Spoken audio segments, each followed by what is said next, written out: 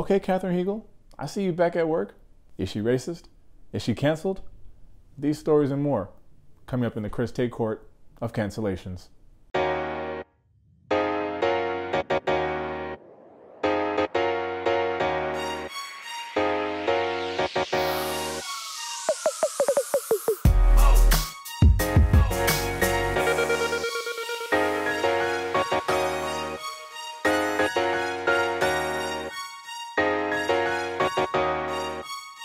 Alright, welcome to Tate's Take. If you're new here, I do spoiler-free movie and TV reviews. Give you a little background, basically to know if I think it's worth checking out or not. If that's something you're into, go ahead and hit that subscribe button for your boy. For my regular Tate's Takers, let's see if we can address what's up with Firefly Lane. Get it? Because I said address, and it's called Firefly Lane? Ugh, never mind. Firefly Lane is a new Netflix original series based off a book with the same name. The book was written by Kristen Hanna and was released in 2008.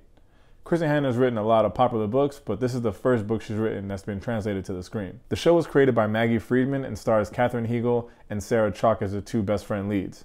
Katherine Heigl is also a producer on it, as is the original author, Kristen Hanna. Sarah Chalke is most well known for being in Scrubs, and Katherine Heigl is known for being in a whole bunch of stuff like 27 Dresses, that's a classic, Knocked Up, that's a super classic, Suits, that's a super duper classic, and of course, Grey's Anatomy. I've never seen it.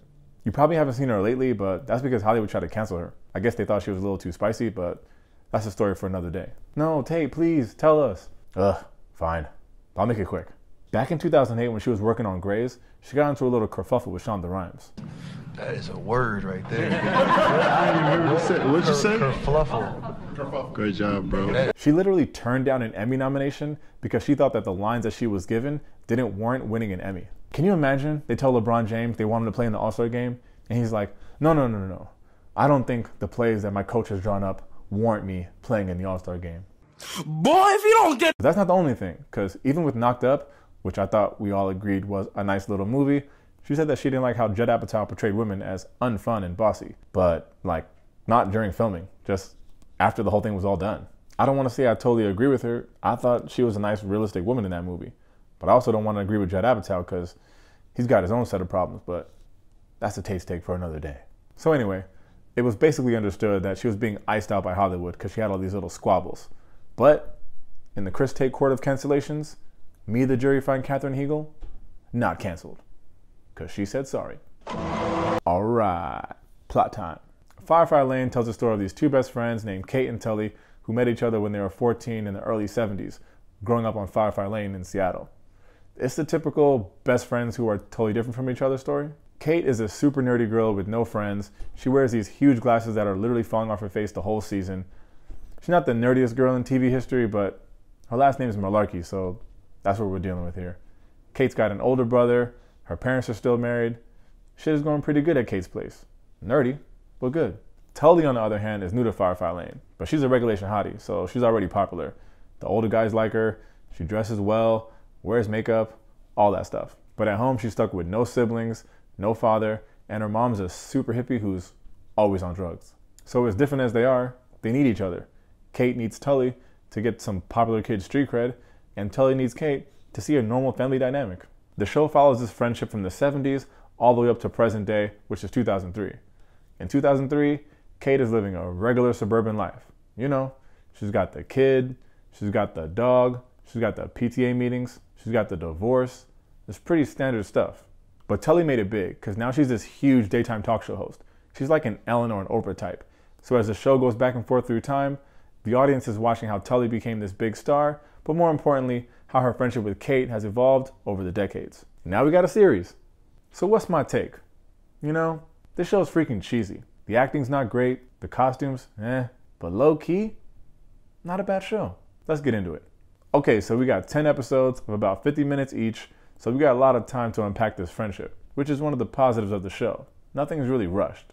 Another thing I liked about the show is how they traveled in between the decades. The book tells the story linearly, and in the show they go back and forth. Also, they use some really unique editing techniques to travel between the 70s and 80s and present day. I caught those. It's kind of like This Is Us, where something will happen in present day, then we get a flashback that kind of explains it. Like, you'll see grown-up Randall having a panic attack at Ben & Jerry's, then you flash back and Randall's a kid, and like Kevin took his ice cream or something. Firefly Lane as an overall show has a very This Is Us vibe. So I feel like if you like that show, you'll like this one, but you won't cry as much here. I mean, I don't cry in the movies anyway. I'm just letting y'all know. Moving on, a couple of things that were whack. Like I said, it has some very cheesy moments, like those super standard TV show tropes. I mentioned Kate's a nerd in high school, so you'll see the super basic, standard bullying lines. They call her and Tully Lesbies. They're like jamming stuff in their lockers. It's like Saved by the Bell in 2021.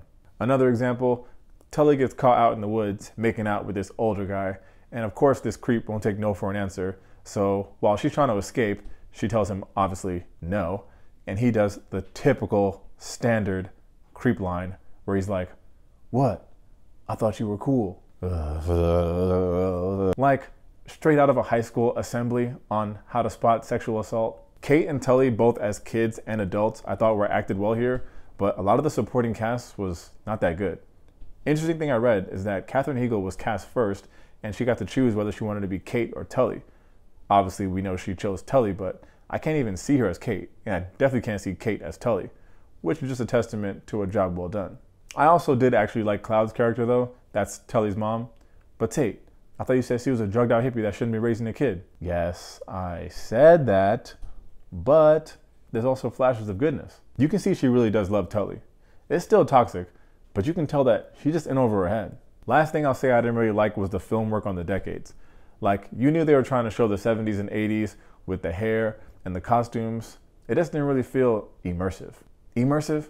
Like, how bougie am I? But no.